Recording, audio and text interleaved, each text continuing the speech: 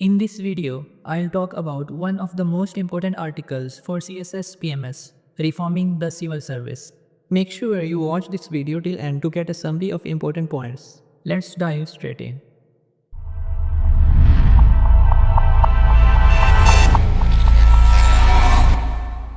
This article is authored by Maleeha Lodhi, a former ambassador to US, UK, and the United Nations. The first few lines highlight the need for civil service reforms. Number one is deterioration in public service delivery, and number two is people's eroding trust in the state machinery. Now the question arises how public service delivery has deteriorated in Pakistan. Here I have added some facts and figures which substantiate this argument. Downfall of the education sector has led to immense brain drain. The latest reports indicate that during the last 5 years, more than 3 million Pakistanis have left the country for better opportunities abroad. The healthcare sector poses similar threats, leading to the lack of even basic facilities. Waterborne diseases are spreading due to poor water and sanitation. The electricity and energy sector is also challenged by massive circular debt.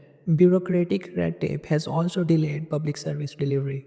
Last but not least, ineffective disaster response has laid bare the loopholes in the national and provincial disaster management authorities during the 2022 floods. As a result of this deterioration, people's trust in the state machinery has eroded, requiring comprehensive civil service reforms. Maleeha Lodhi in this regard highlights that a number of recommendations were presented by a reform committee led by Planning Minister Iqbal. She further elaborates that around 0.5 million federal employees and 2.4 million provincial employees under civil service haven't yet been able to produce improvements in the civil service. Ms. Lodhi further hints at some historical factors for the improvement of civil service over the years. Number one is postponed reforms, and number two is politicization of the civil service. She further elaborates the first point of postponed reforms. In the following paragraphs, she explains these points in detail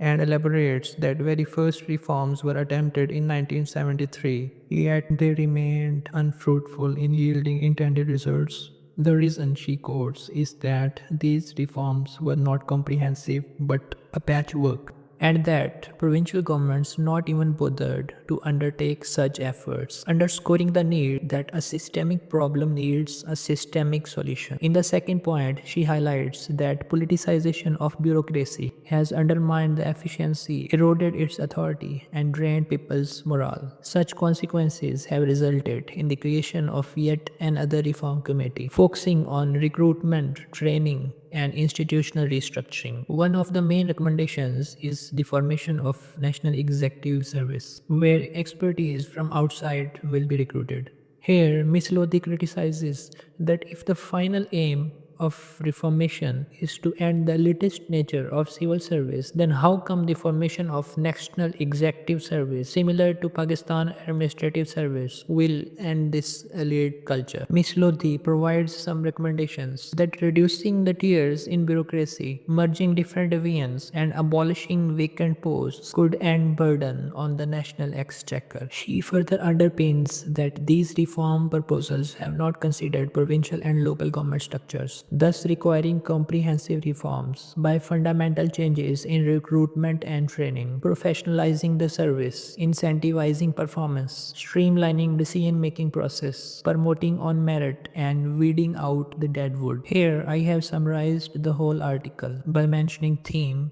and the relevant key points for quick memorization. If you want another article to be summarized like this, please comment below. And do not forget to like, share, subscribe for more updates.